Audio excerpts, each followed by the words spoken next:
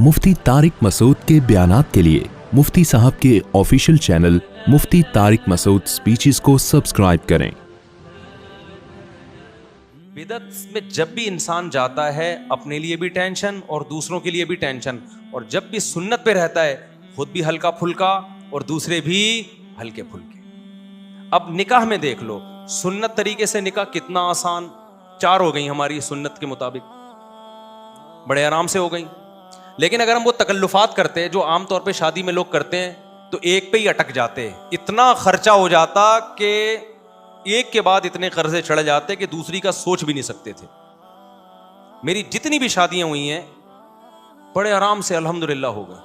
पहली शादी हुई, लड़की के जो दुल्हन के अब्बा आए और मेरी वालदा, वो पंजाब में थे, हम अपनी वालदा के साथ चले गए।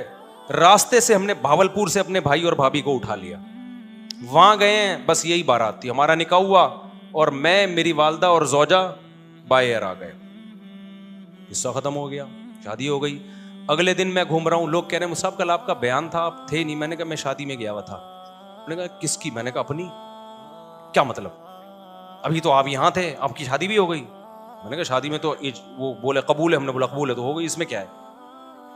तो मैंने कहा वलीमा कर लूंगा मैं, आप बेफिक्र रहें। वलीमा भी अपनी जो मेरी हैसियत थी उसके हिसाब से कर लिया, जितने पैसे थे उसके हिसाब से कर लिया। कोई कर्जे नहीं लिए, कोई उधार नहीं लिए, अपनी औकात देखी कि यार इतनी औकात बनती है तो उस हिसाब से कर लो। लोगों ने तो बातें बनानी होती हैं, लेकिन जो मुर्गे खा खा के आपके वलीमों के लाखों रुपए के मुर्गे खा के क्या वो बातें नहीं बनाते? क्या वो ये कहते हैं बड़ा सखी है? ना ना ना ना, जरा सी एक बोटी भी कच्ची निकल आई ना, आपके करोड़ों रुपए बर्बाद होंगे।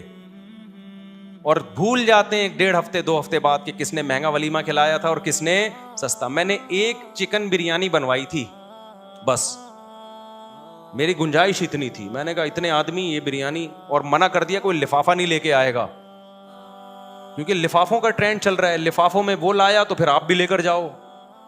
अबे भाई लो ही नहीं, ना लेके जाओ ना लो। मना कर दिया कोई लिफाफा शिफाफा नहीं होगा, तमीज से खाओ, पतली गली से निकलो।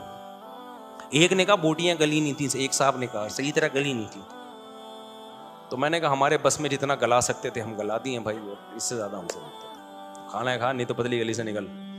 तो फिर दूसरी भी ऐसे ही हो गई हमारी, वहां भी ऐसे ही हुआ। मैं दूसरी में तो कोई था ही नहीं ना, वो तो पकड़े जाते तो पिटते।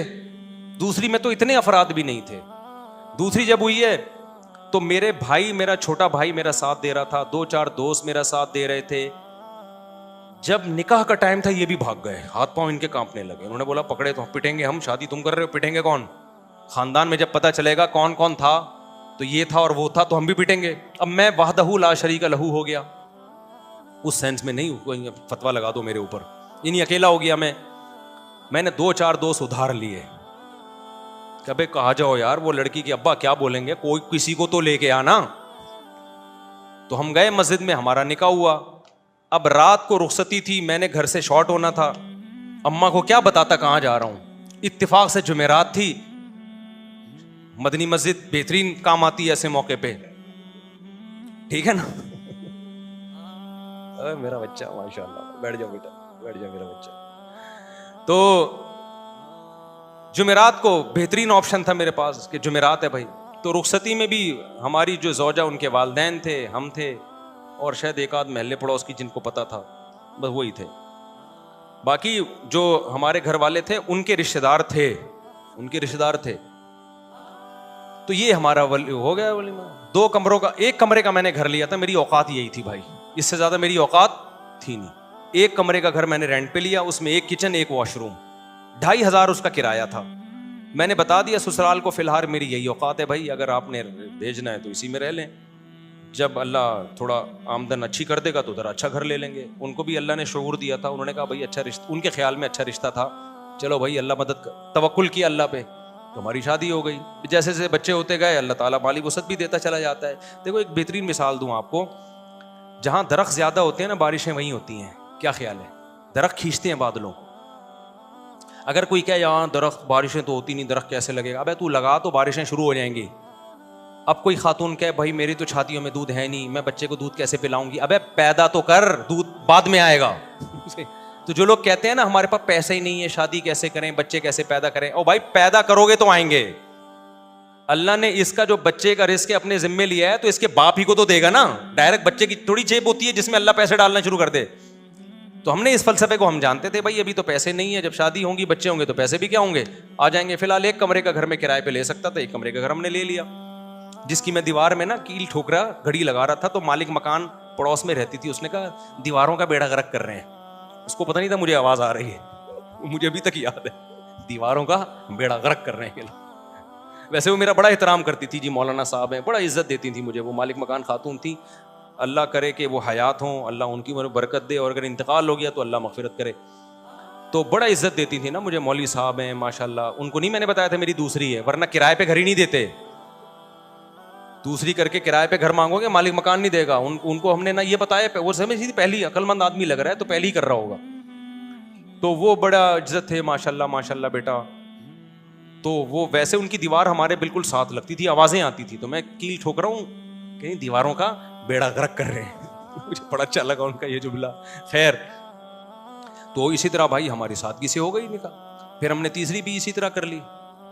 वो कैसे हुई थी अभी मुझे सारी शादियां याद नहीं है कि पूरी डिटेल, वो भी ऐसे ही हुई थी, बल्कि वो तो इतनी आसान हुई थी। हम बैठे हुए थे तो जो हमारी ज़ौजा उनके घर वाले थे उन्होंने कहा कि भाई क्या ख्याल है, फिर मुझे पूरा जो है ना मालूमात ली क्या आमदन है। मैंने कहा भाई ये हमारी आमदन ये है, टोटल ये है, तो इसी में 2 हैं तो और चल ही रहा है, अल्लाह का शुक्र है। तो उन्होंने कहा भाई बंदा, उनका ख्याल था बंदा साफ बात कर रहा है, कोई 2 नंबरी नहीं है। तो वो उलमा का ख़ानदान था।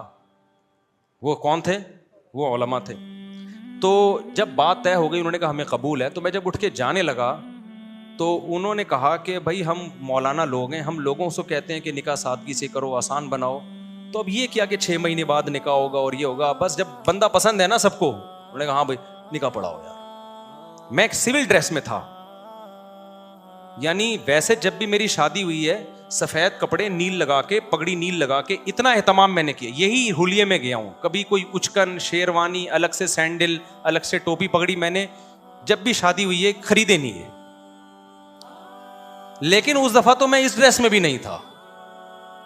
तो उन्होंने कहा निकाह पढ़ाओ। मैंने कहा कबूल है भाई, पढ़ा दो यार, हमें तो, मुझे तो बहुत अच्छा लगा ये जुमला सुन के। तो फिर वो हुआ कि उन्होंने वही मौलवी साहब उनको बुलाया, भाई इधर आओ। अच्छा, वो जिन मौलवी साहब को बुलाया ना, वो बड़ा दिलचस्प वाकया है। वो जिन मौलवी साहब को बुलाया उनसे मेरी 3-4 साल पहले, यानी ये शादी जो अभी होने जा रही थी, इससे 3-4 साल पहले बहस हुई थी 2-3 शादियों पर। वो तबलीगी जमात के थे। अब पूरा नहीं बताऊंगा मैं कौन थे, वो छोड़ो, फिर वो आप समझ जाएंगे, मुनासिब नहीं है। मेरी बड़ी बहस हो रही थी कि इस जमाने में 3 शादियां करनी चाहिए। वो कह रहे थे नहीं 1 करनी चाहिए।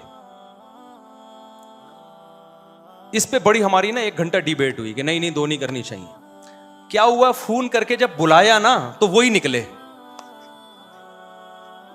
अबे उन्हें कहा तेरी शादी हो रही है हमारे ही खानदान में? अबे तू बड़ा होशियार निकला, हमें समझा रहा था और हमारे खानदान में घुस गया। फिर बड़ा खुश हुए, बड़ी शाबाश दी। खैर निकाह पढ़ाया उन्होंने। मैं समझा पा रहा हूं अपनी बात। तो हर शादी हमारी इसी तरह हुई है। तो इस तरह से 4 हो सकती हैं जिस तरह से आप लोग कर सकते हो। एक शादी कमर तोड़ देती है आपकी, उसमें इतना खर्चा, कर्जे चढ़ जाते हैं आपके ऊपर, फिर उसके बाद आप पहले उन कर्जों को उतारने में इतना टाइम लगता है, फिर आपकी जवानी का बेहतरीन हिस्सा वो सारा ज़ाया हो जाता है, जो पैसा आप बचा के किसी और अच्छे काम में इस्तेमाल कर सकते थे। लोग कहते हैं अच्छा रिश्ता नहीं मिलता हमें इसके बगैर। और भाई बहुत से लोग अच्छे हैं, आपको फ्री में भी मिल जाएंगे। वो समझ रहे हो कि नहीं समझ रहे? यानी अच्छे खानदान के लोग हैं जिनको अच्छा बंदा चाहिए होता है तो वो मिल जाता है उनको। तो मैं ये कह रहा था, देखो जो तकल्लुफात में, चाहे वो रबीउल अव्वल के तकल्लुफ हों, बिदअतों के तकल्लुफ हों, जो तकल्लुफात में